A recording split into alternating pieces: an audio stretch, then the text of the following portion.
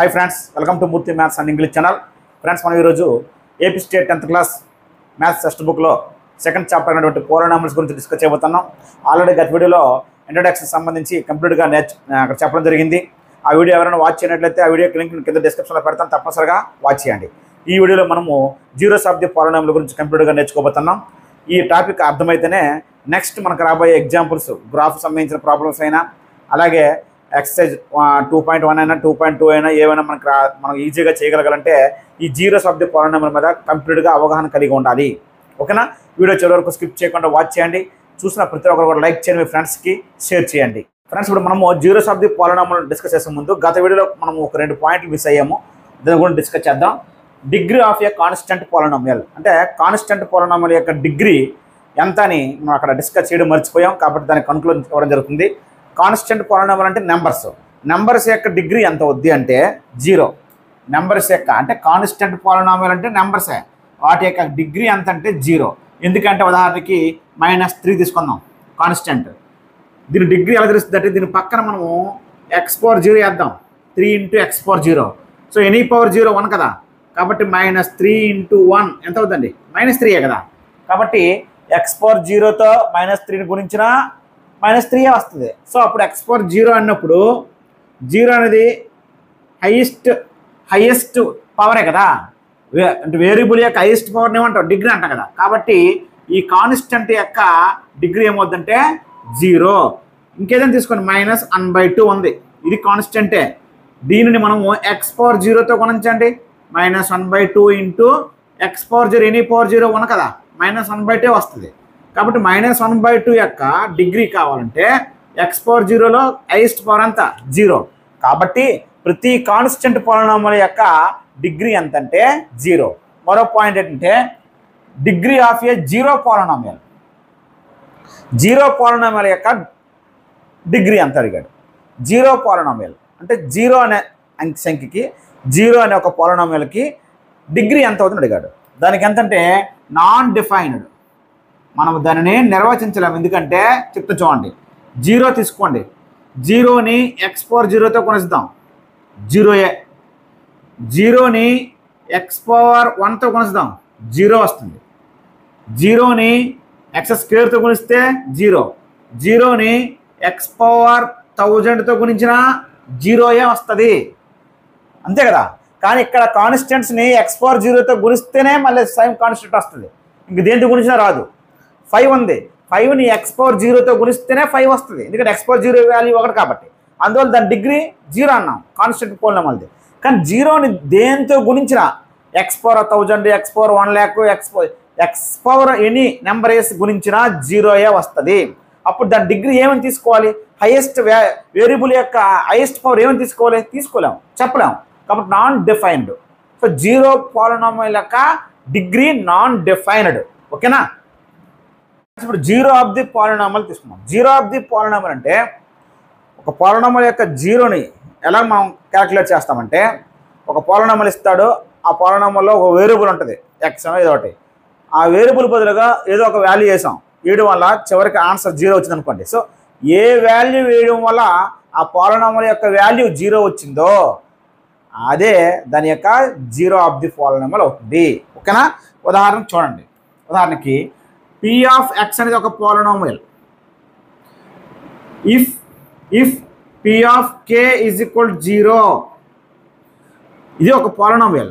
p of x అంటే xలో ఉంది పోలినామిల్, x² అనే సంథింగ్ ఏదో x² + 3 అనేది ఒకటి.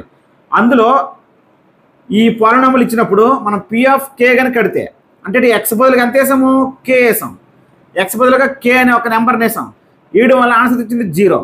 సో కేని x బదులుగా ఒక వేరియబుల్ బదులుగా మనం సబ్స్టిట్యూట్ చేయడం వల్ల 0 వచ్చింది. కాబట్టి ఏ వాల్యూ అయితే వేరియబుల్ బదులుగా వేయడం వల్ల 0 వచ్చిందో అదే దాని యొక్క జీరో ఆఫ్ ది పోలినామిల్ అవుతుంది. కాబట్టి ఇక్కడ జీరో ఆఫ్ ది పోలినామిల్ ఏమవుతుందంటే k అవుతుంది.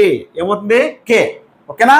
p ఆఫ్ x అనే ఒక పోలినామిల్లో x బదులుగా k సబ్స్టిట్యూట్ చేయడం వల్ల ఆన్సర్ 0 వచ్చింది. కాబట్టి ఆ k అనేది దాని యొక్క 0 అవుతుంది. ఓకేనా? కొన్ని ఎగ్జాంపుల్స్ చూద్దాం.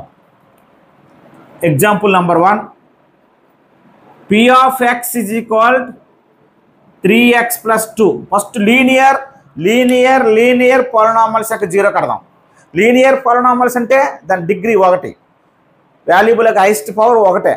3x ప్లస్ 2లో ఎక్స్ పవర్ అంతా 1 కదా, కాబట్టి ఇది లీనియర్ పాలినామియల్. దీని డిగ్రీ కావాలంటే లీనియర్ పాలినామియల్స్ యొక్క డిగ్రీ కావాలంటే ఆ ఇచ్చినటువంటి ఆ పాలినామియల్ని జీరోకి సమానం చేసి ఆ ఎక్స్ వాల్యూ కడితే అదే దాని యొక్క జీరో ఆఫ్ ది పాలినామియల్ అవుతుంది. సింపుల్ లాజిక్, ఓకేనా. సో దీనికి జీరో కట్టాలంటే ఇచ్చిన పాలినామియల్ని జీరోకి ఈక్వల్ చేయాలి, చేసి ఎక్స్ వాల్యూ కట్టాలి. ఎక్స్ వాల్యూ కట్టాలంటే +2 వెళ్తే -2, దేర్ఫోర్ 3x = -2. కానీ మనకు కావాల్సింది ఎక్స్ వాల్యూ కావాలి. ఎక్స్ని 3 గుణిస్తుంది, డిస్తే భాగిస్తుంది. -2/3 అనేది దీని యొక్క జీరో అవుతుంది. ఈ పాలినామియల్ యొక్క జీరో ఆఫ్ ది పాలినామియల్ ఎంత అంటే -2/3. ఓకేనా. మరో example, p of x = 5x - 3 అనుకోండి.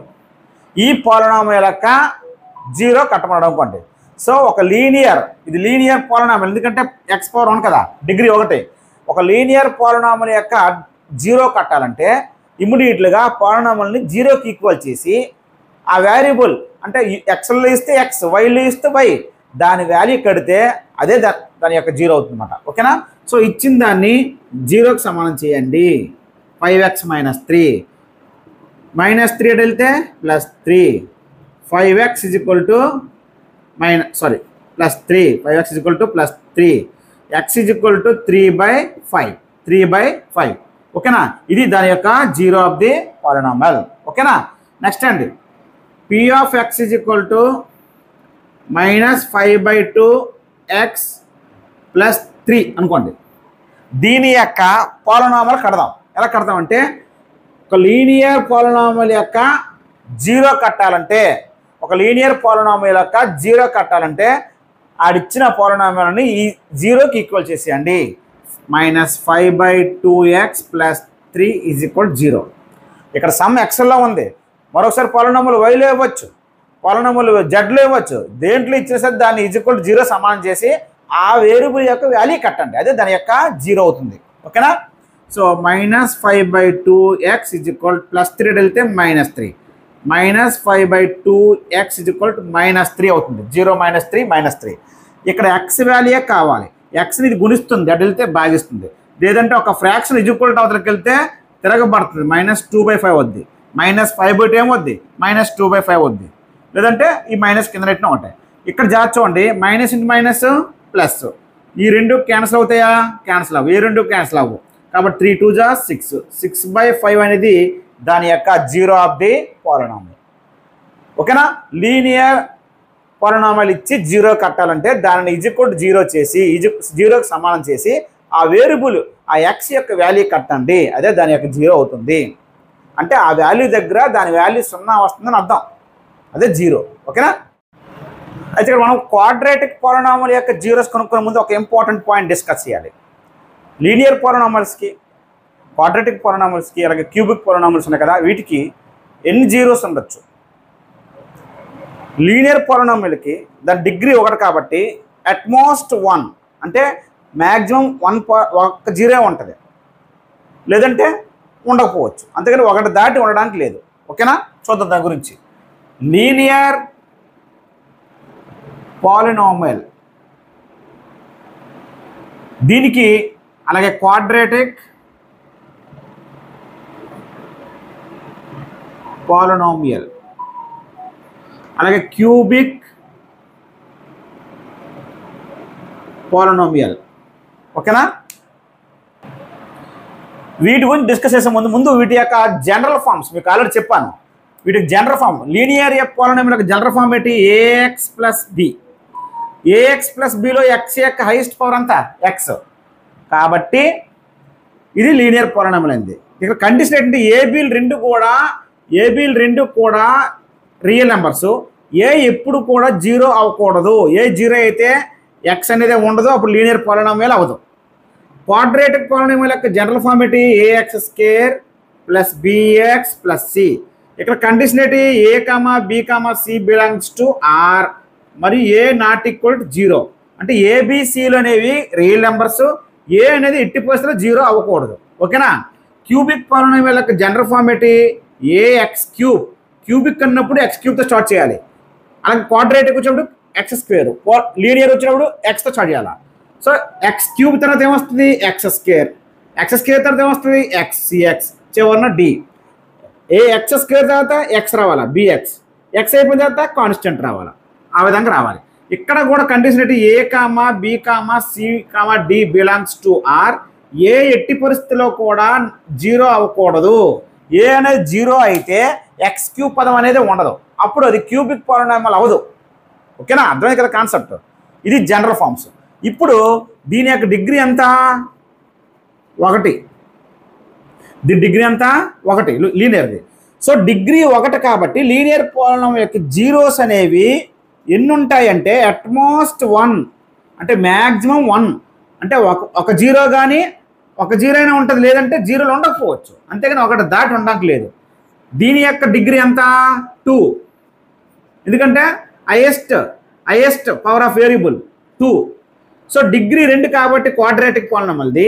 దాని జీరోస్ ఎన్ని ఉంటాయంటే అట్మోస్ట్ 2, అంటే మ్యాక్సిమం గరిష్టంగా 2 ఉంటాయి. 2 ఉంటాయి, గరిష్టంగా 2 ఉంటాయి. అంటే దాని అర్థం ఏంటి? 2 అయినా ఉండొచ్చు, లేదా 1 అయినా ఉండొచ్చు, అసలు ఉండకపోవచ్చు. అంతేగాని 2 దాటి ఉండడానికి లేదు జీరోస్. ఓకేనా? నెక్స్ట్ క్యూబిక్ పాలినామియల్ యొక్క డిగ్రీ ఎంత చెప్తాం ఆల్రెడీ, 3. ఓకేనా?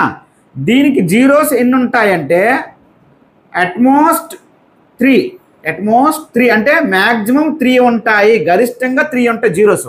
అంటే 3 ఉండొచ్చు, 2 ఉండొచ్చు, ఒక 0 అయినా ఉండొచ్చు, అసలు ఉండకపోవచ్చు. అంతేగాని 3 దాటి మాత్రం ఉండడానికి లేదు క్యూబిక్ పాలినామియల్కి. ఇది మెయిన్ బేసిక్ ఇన్ఫర్మేషన్ తెలియాలి. ఓకేనండి ఫ్రెండ్స్? ఇప్పుడు మనము క్వాడ్రాటిక్ పాలినామియల్ యొక్క జీరోని ఎలా క్యాలిక్యులేట్ చేయడం చూద్దాం. ఓకేనా? ఇప్పుడు p of x = x² - 5x + 6 ఇది quadratic polynomial. So linear polynomial అన్నా క్వాడ్రాటిక్ పాలినామియల్ అన్నా దాన్ని ఫస్ట్ 0కి ఈక్వల్ చేయాలి. ఓకేనా? ఫస్ట్ 0కి ఈక్వల్ చేయాలి. సో x² - 5x + 6 = 0కి ఈక్వల్ చేయాలి. చేసిన తర్వాత x వాళ్ళకి కట్టాలి. కానీ ఇది క్వాడ్రాటిక్ పాలినామియల్ కాబట్టి మనము ఈ లీనియర్ పాలినామియల్ చేసినట్టు ఈజీగా x వాల్యూకి కట్టలేం. దీన్ని ఫ్యాక్టరైజేషన్ మెథడ్లో కట్టాలి. ఎలా కడతామంటే ఇక్కడ చూడండి, x² యొక్క కోఎఫిషియంట్ ఎంత చూడండి. x² coefficient 1. ఈ చివరన కాన్స్టెంట్ ఎంత? 6. సింబల్తో సంబంధం లేదు, ఓన్లీ 6. ఇది సింబల్ ఏదన్నా అనవసరం. 6 ఇది 1. సో 1 × 6 ఎంత? 6. ఆ 6ని మనం ఏ 2 సంఖ్యల లబ్ధంగా రాయగలరో చూసుకోండి. 1 6 = 6, అలాగే 2 3 = 6. ఓకేనా? మళ్ళీ చెప్తాను చూడండి. ఈ కోఎఫిషియంట్ ఇక్కడ 1, ఇక్కడ కాన్స్టెంట్ 6, ఆ 2 గుణిస్తే 6. ఈ 6 అనేది మనకి ఏ 2 సంఖ్యల లబ్ధమో చూసుకోండి. 1 6 = 6. ఇంకా ఎక్కడ ఉందండి? 2 3 = 6. ఇప్పుడు ఈ 2 ఈ పేరు తీసుకోవాలా, ఈ పేరు తీసుకోవాలంటే మధ్యలో ఉన్నదాన్ని స్ప్లిట్ చేయాలా. సో మధ్యలో ఉంది స్ప్లిట్ చేయాలి. సో ఈ రెండిటిని గుణించడం ద్వారా, లేదా ఈ రెండిటిని మనము ఈ కాన్స్టెంట్ ముందు ఏముంది ఇక్కడ? ప్లస్.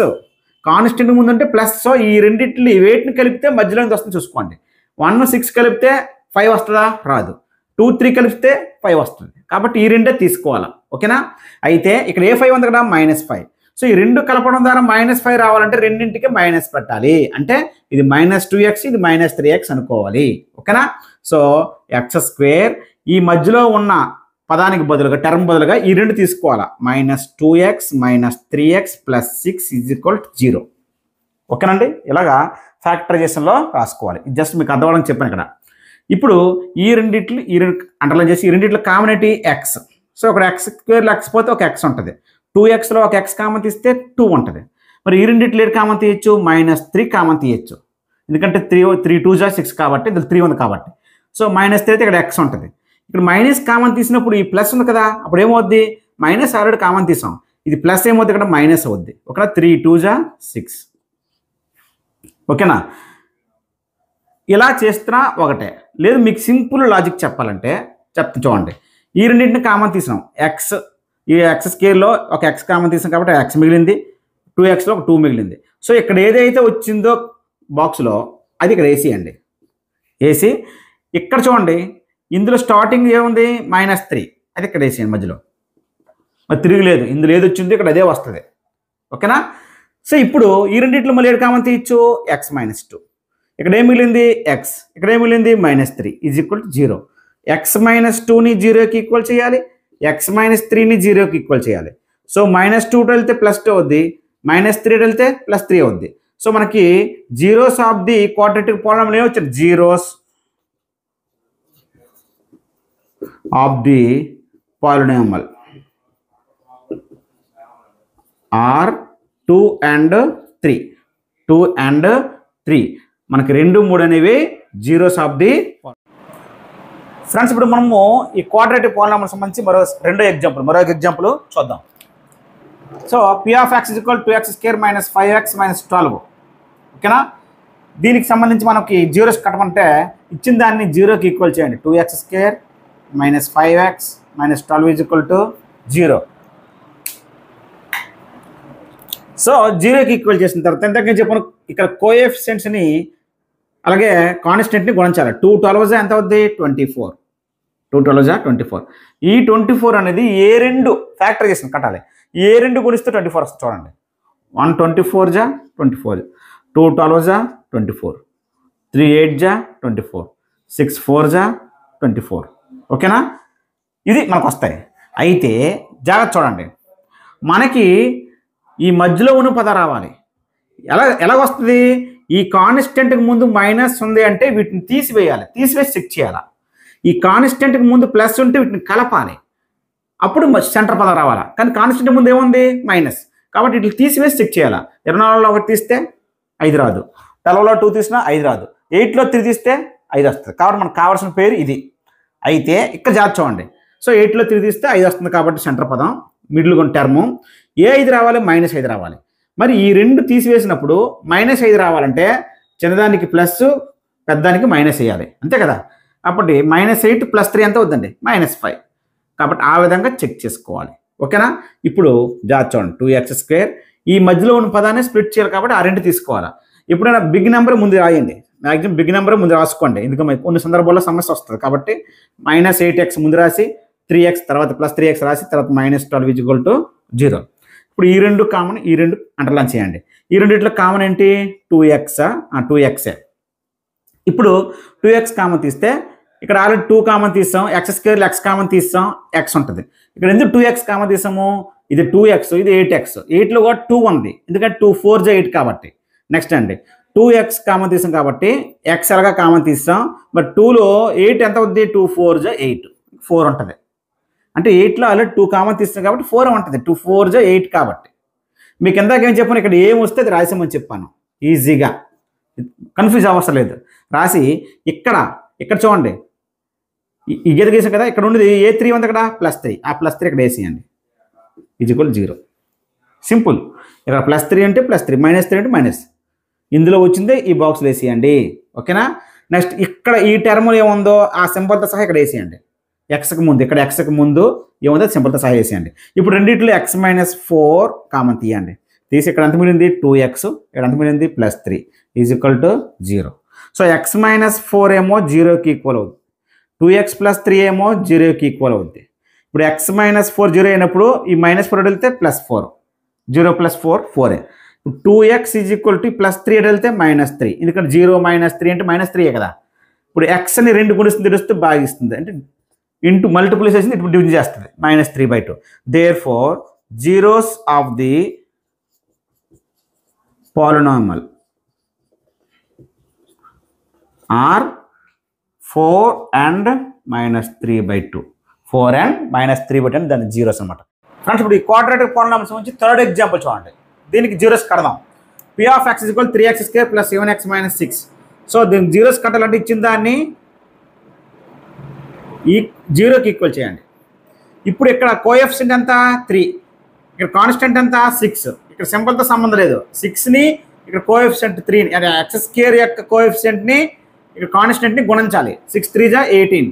సో ఏ రెండు గుణిస్తే 18 వస్తాయి. 1 18 = 18, 2 9 = 18, అలాగే 3 6 = 18. ఓకేనా?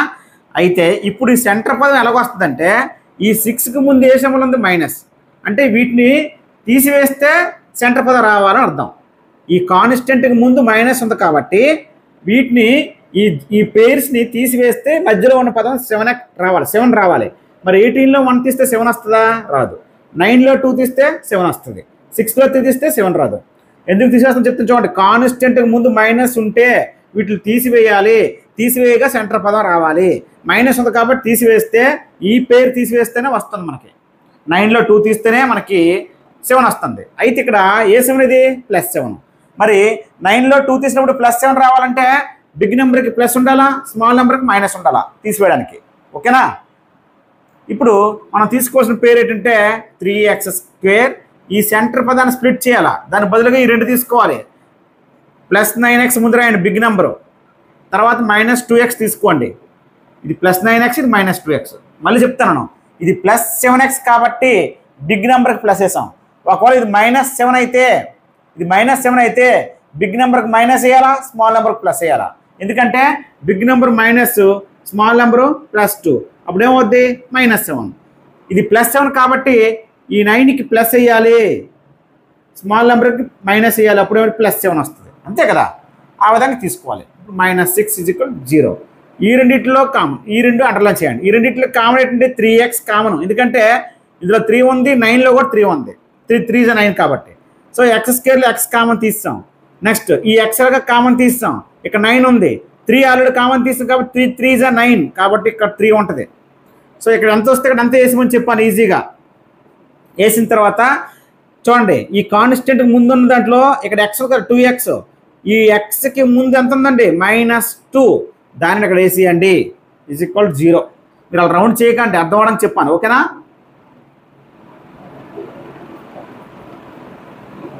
ఈ కాన్స్టెంట్కి ముందున్న ఈ x ఉంది కదా, ఈ x యొక్క కోఎఫిషియంట్ -2 ఈ సింబల్తో సహా ఇక్కడ వేసేయాలి. మళ్ళీ x+3 రెండింటిలో ఉంది కాబట్టి x+3 కామన్ తీయండి. ఇక్కడ ఎంత మిగిలింది? 3x. ఇక్కడ ఎంత మిగిలింది? -2 = 0. సో రెండింటిని 0కి సమానం చేయండి. x+3 0 సమానం అవుద్ది, 3x - 2 కూడా 0కి ఈక్వల్ అవుద్ది. ఓకేనా?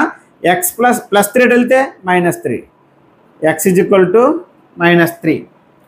3x - 2 కదా, -2 వెళ్తే +2. So 3x = 2. xని 3 మల్టిపుల్కి చేస్తుంది, తెలిస్తే డివిజన్ చేస్తుంది 2/3. So zeros ఏమొచ్చాయి? -3 ఒకటి, 2/3 ఒకటి. Therefore zeros of the polynomial are -3, 2/3. 2 answer మనకు వస్తాయి. -3, 2/3 అనేవి దీని యొక్క జీరోస్. ఇది బేసిక్ అండి. ఈ ఫ్యాక్టరైజేషన్ మెథడ్లో మనకి జీరోస్ కట్టడం రావాలి. ఓకేనా? తర్వాత వచ్చే ప్రాబ్లమ్స్ మాకు ఉపయోగపడతాయి. ఓకేనా? అందుకే క్వాడ్రాటిక్ పాలినామియల్కి, లీనియర్ పాలినామియల్కి జీరోస్ ఎలా కట్టాలనేది క్లియర్గా ఎక్స్ప్లెయిన్ చేయడం జరిగింది. ఈ ఫ్యాక్టరైజేషన్ ఎంత ఈజీగా చేయాలో కూడా మీకు చెప్పాను. ఈ సింబల్స్ కూడా డౌట్ రాకుండా కూడా ఎక్స్ప్లెయిన్ చేస్తాను. ఓకేనా? ఈ బేసిక్స్ నేర్చుకొని నెక్స్ట్ వీడియోలో గ్రాఫ్ ఆధారంగా మనం ఎలా జీరోస్ కట్టాలి, చాలా ఇంపార్టెంట్ ఎగ్జామ్స్లో వచ్చే క్వశ్చన్స్ నెక్స్ట్ వీడియోలో మీకు రాబోతున్నాయి. ఓకేనా?